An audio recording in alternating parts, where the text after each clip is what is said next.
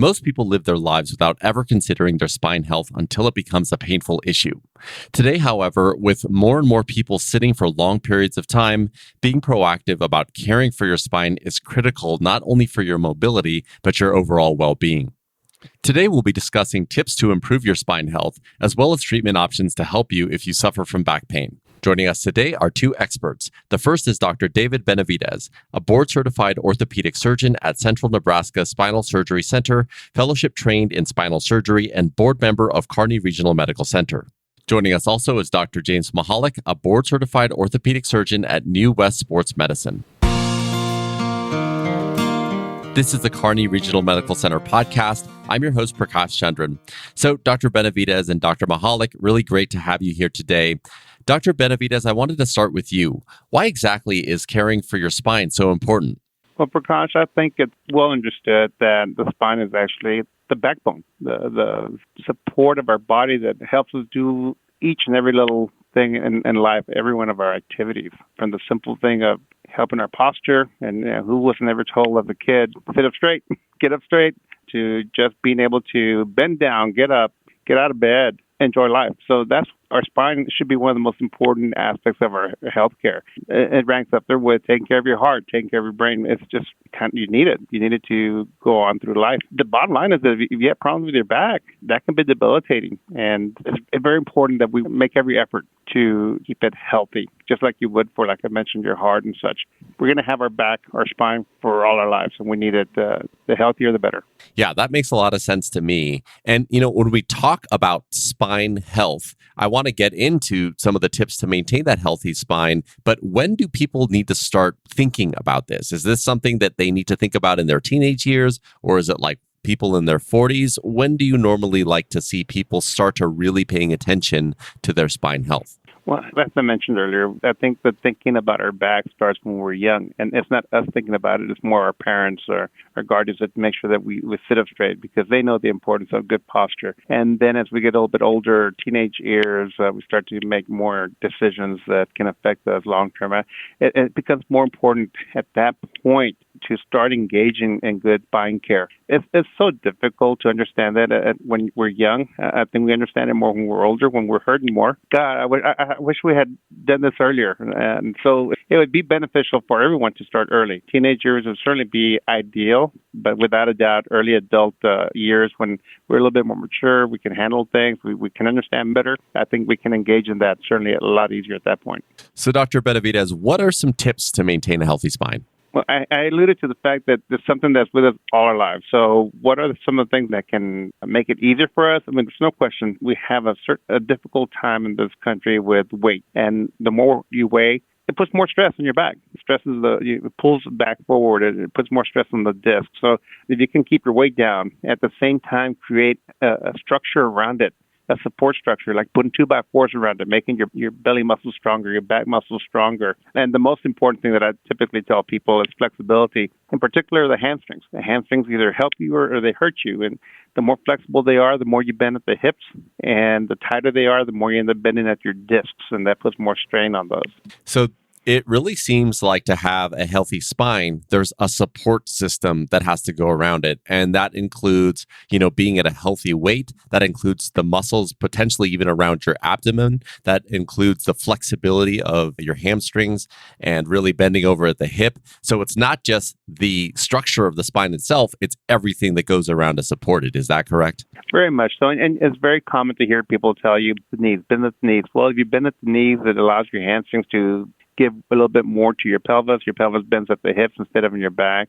So there are just some common things that we need to do to, one, have healthy backs, and two, to minimize stressing them out, hurting them, put them in unusual situations where you put more stress on the disc spaces. So I want to talk about the things that, affect spine health. And so many of us today lead a sedentary lifestyle. Like even for myself, I'm doing these podcasts, I'm sitting down a lot. So can you talk about how a sedentary lifestyle affects the spine? It goes back to those same principles we mentioned a while ago. Certainly the more sedentary you are, the greater the chance of gaining weight, because you're not doing much in terms of exercise.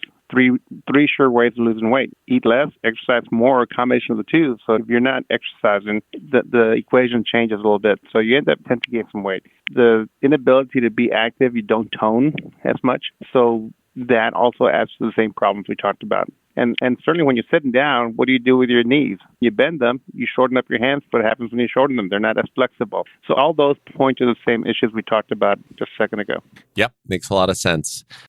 We talked about the different things that you can do to maintain a healthy spine. Can you talk about maybe some of the most promising innovations in spine health that people should be aware of or that you are using today to help people? Well, part of it is we try to encourage people to be more active in general. And that's a very simple process. It's not truly an innovation. It's a simple process of being good to your back.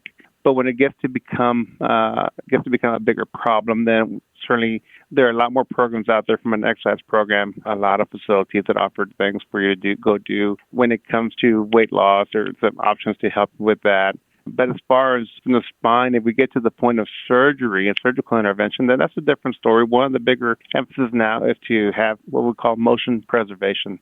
So we're trying to keep the back active, mobile, and not fuse it, for instance, not take away a disc so there's more stress on the other levels. So one of the things that's out there now is disc replacement. It's not necessarily new, but it's become more of the norm in many ways. From a surgical standpoint, that's one of the more promising avenues that we're taking. Yeah, but something you alluded to is that you really try to do everything that you can to not pursue a surgical option, right? So that whether that be exercise or physical therapy, those are really the first order or first line of defense before surgery is considered. Is that correct? That's true. You want to be proactive in making your spine a healthy component of your body. You want to do everything you can to avoid having problems. It's only when you start having problems that we discuss other options. But the idea is to avoid people like me and other surgeons from the standpoint of, hey, be good to your body and hopefully your body will be good to you. If people are experiencing some of these back pains, but it's not necessarily severe, but they do want to be proactive and, not take a surgical route, can you talk about some of the options available to them? Like, do chiropractors work? Do other types of therapy work that you can speak to? Well, I can certainly address that, and that is my common speech to the patients, that we take a simple algorithmic type approach to things. You go from A to B to C, and the deal with that is hopefully you never have to see us, because most people with back problems get better on their own. With the time being a week or 2 weeks, they can and they can get better. However, when they come to see us, they're usually hurting for a period of time, and they're not coming because they enjoy it. They're coming because they're hurting. So the way I approach this is, first thing is observation. Give it time. Again, most people get better without ever seeing us as the doctors. Secondly, and they can do this at home, anti-inflammatories, non-steroid anti-inflammatories. And those would be like the Advils and the Leaves of the world, NSAIDs. The idea is to use those for a short period of time to kind of jumpstart the recovery process. The back pain comes from inflammation from an injury, and hopefully that helps calm it down. After that, typically we follow that with some course of steroids, commonly by pills, but for a short course only, because prolonged use or long-term use of steroids can be problematic with many side effects. I tell people the NSAIDs are like using ice in the freezer, and the steroids are using dry ice. Yeah, it's colder, lasts longer, but you can burn your skin, so they have more side effects. And then you can add on their modalities, such as the therapist or chiropractor, anywhere in there. And in particular, injections are a possibility for steroids for radicular pain. By that, I mean pain that goes down the arms or down the legs. But the therapist and the chiropractor, they're very beneficial, especially early on. They can kind of jumpstart the recovery process. Long term, maybe not so much. It's more of you have to engage in that program at home. I mean, that's really important that you engage in the home program, because that's going to be for the rest of your life. And then ultimately the last option, and remains the last choice, except in emergency situations, would be a surgical intervention. So you have to exhaust all the others before you think about surgery. One of the things that I was wondering as you were talking are, that home regimen, the exercises that you can do to be proactive with your spine health. If there's like one exercise that you have seen really work wonders that someone can do on a consistent basis that can really help with the health of their spine, what would that be? And again, I tell this to the patients all the time. If you only have an opportunity to do one thing, you learn all these other options and such. If you only have an opportunity to do one thing, that one thing would be to stretch out your hamstrings. By doing so, you take the stress off the back by allowing more motion at your hips, less at your back. It helps you to minimize the stresses and the injuries to your discs. So the hamstrings can be your best friends or your greatest foe. Yeah. How amazing is that? A thing that isn't necessarily directly tied visually to the back can be such a support system to it. And when you say stretching the hamstrings, that can be, for example, just putting your leg on a higher surface and really getting that deep stretch and potentially holding it for 30 seconds or something? The more, the better. But there's a right way and a wrong way. Unfortunately, just to bend down and touch your toes, sometimes you don't stretch the hamstring, you stretch your back. So ideally, I tell people, grab your toes with your knees bent, hold onto your toes, and then straighten out your knees, and you'll see where the pain is, the stretching is in the hamstrings and not in your back. You lock your back in position then, and then the emphasis is on the hamstrings themselves. Okay. Well, Dr. Benavides, really interesting conversation. Is there anything else that you'd like to share with our audience today before we close here? No, I think that I'm a true believer, and I think most of my colleagues are true believers that surgery should be our last option. Typically, we're not hungry. We don't want to do that. We want to give you the best chance to do well. And if you're at your wit's end, it's hard to make you worse. But if you're kind of in between, while surgery can make you better, it can still make you worse. So again, surgery should be our last alternative. And the parting words that I have is the fact that people need to understand that we don't fix people in spine surgery. We just try to make it so expectation will drive success. If you expect to be fixed, more likely than not, you're going to be unhappy. If you want to get better, I think we have a very good chance to be successful. Thank you so much, Dr. Benavides. So, Dr. Mahalek, I wanted to just start with a more general question around people that are in office jobs. What can someone do, like myself, with an office job to prevent spine injury? That's a great question. We see a lot of people, obviously, who have those kinds of occupations. And I think the big risk factor for people like that is that they are frequently sitting throughout the day. A physical therapist will tell you that because of our constant or chronic and repetitive hip flexion, that we're at risk for spine and pelvic imbalance. So those people that are in those types of positions really need to focus on flexibility, conditioning, focusing on hamstring stretches, gluteus, lower back muscle strengthening and conditioning. I'm a big proponent of telling people that yoga and Pilates type exercises are excellent for them and should really help keep a lot of them out of trouble. And we also hear about standing and sitting on a frequent basis if you are in a desk job. Is that something that you'd recommend as well? Absolutely. I see a lot of those people get out of their office over the lunch hour and go for walks. I think that's a fantastic way to help break up some of that chronic sitting that they're exposed to. So if someone is starting to experience the back pain that we're talking about, what are the first steps that they should take to get it treated and fixed? Well, I'm a big proponent of my patients starting off with the simplest things possible. If they have a primary care physician or a primary care provider, whether it's a PA or a nurse practitioner that they feel comfortable with, that's oftentimes a good place for them to begin their evaluation. Sometimes just simple anti-inflammatory medications and some physical therapy is all it really takes. I think a good number of patients will reach out to chiropractors if they have experience or history with chiropractor, and that's a good place also. Certainly, I see patients as a primary evaluation, and I don't require patients to have a referral. So there are definitely times where people will pick up the phone and contact my office directly and say, hey, I need to see the back doctor. I've got back pain. And we're always willing to see them as a first evaluation as well. Yeah, that makes a lot of sense. So really doing everything possible, kind of non-surgical options to really evaluate where the pain is coming from. Is there physical therapy or, structural changes that you can make by way of strengthening to really help support your spine and reduce the back pain? Is that a correct assessment?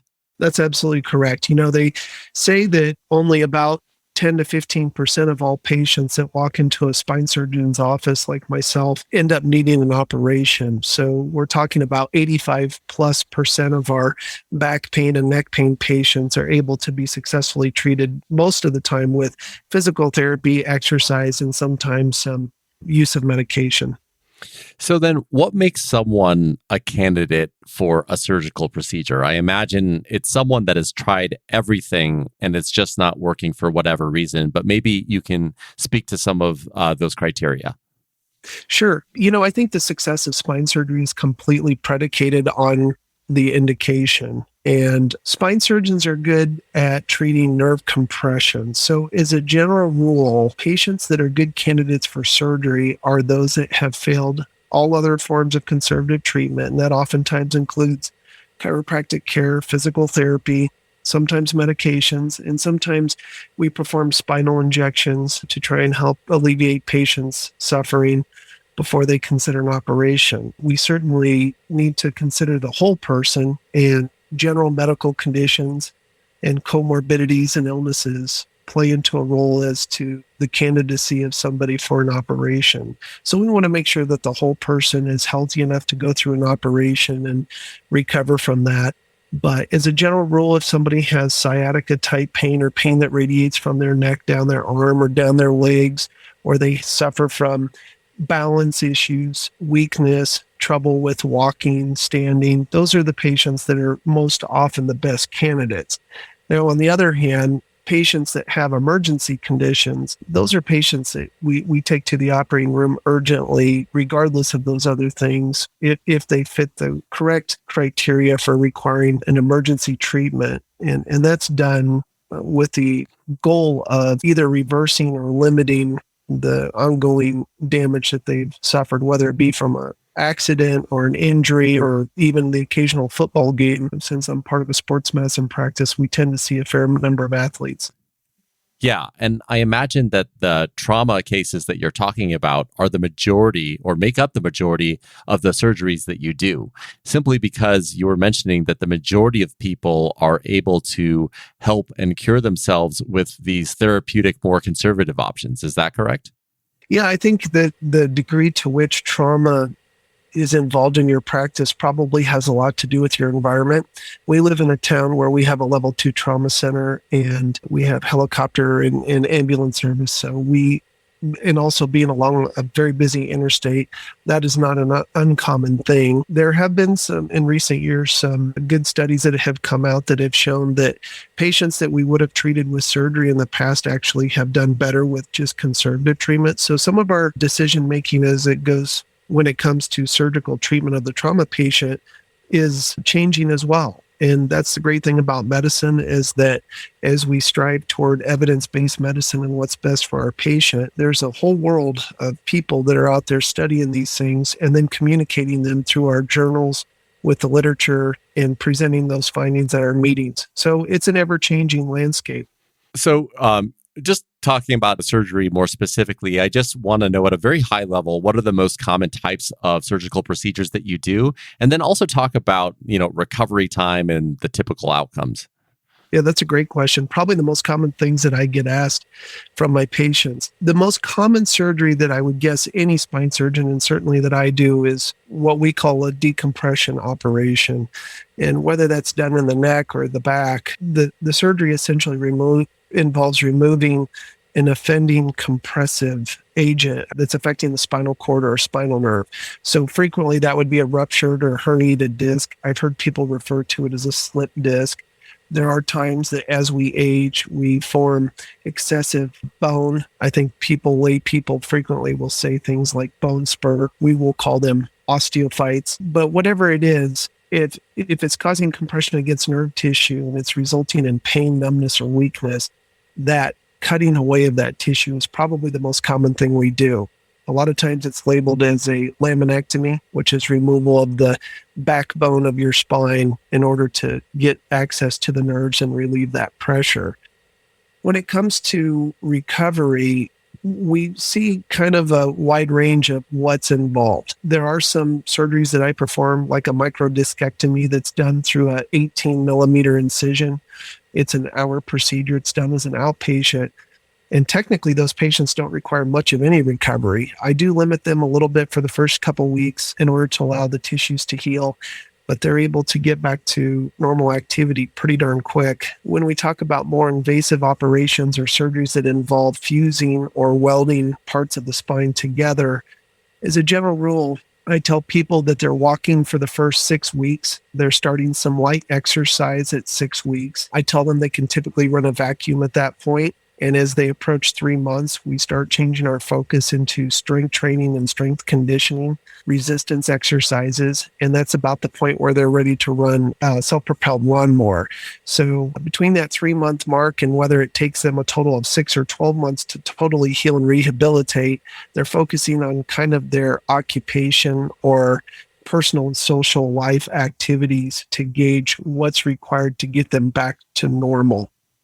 Yeah, I think that makes a lot of sense and sets a good expectation for people to realize that it isn't a 1 week or 2 week recovery time. This is something that can take quite a while, and it's a partnership. You as the surgeon are going to do your work, but the patient needs to be consistent to really get the most out of the surgery, wouldn't you say? Absolutely. And I think, we try to make it clear to the patient that this is not done for our benefit. This is really being done for their benefit. And when we lay out those expectations and they're acknowledged, we tend to have the best results. Now, when people hear that recovery time, some of them might be like, I don't know, is it worth it? Even though I'm having this back pain, is it really worth going through a procedure? So I'd love for you to maybe share an example of how a procedure has helped improve the quality of life of one of your patients. Sure. Yeah, there's lots of examples of that. There's a gentleman who came to see us from Missouri who has had multiple surgeries, and his last operation was done actually in Omaha. And he did not have a very good result, unfortunately. He had a very early breakdown of the segments of his spine that were immediately above where his fusion was performed. And he came to me on a referral of a friend, and his name was Steve. And I assessed Steve and evaluated him. And here's a guy who's just 4 to 6 months out from a very large back fusion operation, but he was unable to even progress through the rehabilitation and healing phase because he still had so much trouble surrounding his original surgery. He unfortunately had spent a full week in the hospital after his original surgery, which is longer than they expected him to, and had to rely on some medication in order to try and even make the days tolerable. So I evaluated him and told him that realistically, I think that he needed a much bigger surgery and that we needed to extend this up into his mid-back. He put his trust in me and my team, and we took him to the operating room. And he did fantastic. We extended his back fusion up several levels into his mid-back. We cut the pressure away from the spinal cord and the nerves that were under severe distress. And he was out of the hospital after a bigger surgery just after 2 days. He's returned back home to Missouri, and he sends me x-rays remotely because he's such a distance away. It's not realistic for him to travel. And I provide him with his rehabilitation plan and exercises electronically. But he's doing fantastic. And he's a guy who had given up on walking any significant distances, and now that's coming back into his life. So he's very happy about that. Yeah, it's always cool to hear those success stories. So, Dr. Mahalek, just before we close here today, one question I always like to ask is, in all of your experience, if you could leave the audience with one tip around something that you know to be true with regards to being proactive about their spine health, what might that be? Yeah, I'm so glad you asked me that question because this is a conversation I have 20 times a day with patients. People come to surgeons because we're taught or we're led to believe based on, I think, just a general rule of, somebody has appendicitis and a surgery takes care of it. Somebody has a gallbladder attack and surgery takes care of it. We oftentimes look for somebody else to fix our problem. We say, I want you to operate on me and fix me. I want you to give me a pill and let it fix me. I want a shot to fix my problem. Truly, there is no magic surrounding spine health and success. And it really boils down to healthy lifestyles. If people put good nutrition into their body, if they take care of their bones, if people exercise on a regular basis, if they avoid things that we know that are huge risk factors for our health and our spine, such as smoking, and if they manage their weight at a reasonable level, those are all things that we can do on our own that are going to keep us out of trouble from the standpoint of suffering with spine problems. Now, there are going to be people that do all the right things and still will end up having back or neck issues, and those people are great candidates to be treated and fixed. But there's no magic. It's you take good care of your body and your spine, and it's going to take good care of you. Well, I think that's perfect advice and just a good reminder that there are no silver bullets in life, that you have to be consistent, exercise, eat right to really stand the best chances of avoiding that operating room. Is that fair? You're going to be in the best position possible, not only to avoid the operating room, but should you have to endure an operation, you're going to do well and recover just fine. Well, I think that is the perfect place to end. Dr. Benavides and Dr. Mahalek, thank you so much for joining us today. Find out if it may be time to see a specialist using our comprehensive spine risk assessment. You can visit kearneyregional.com/spine. That's spelled KEARNEY regional.com/spine to take our free risk assessment and get personalized feedback about your spine health. Thanks for listening to this episode of Kearney Regional Medical Center's podcast. If you found this podcast helpful, please share, rate, and review it. I'm your host, Prakash Chandran. Thank you so much, and we'll talk next time.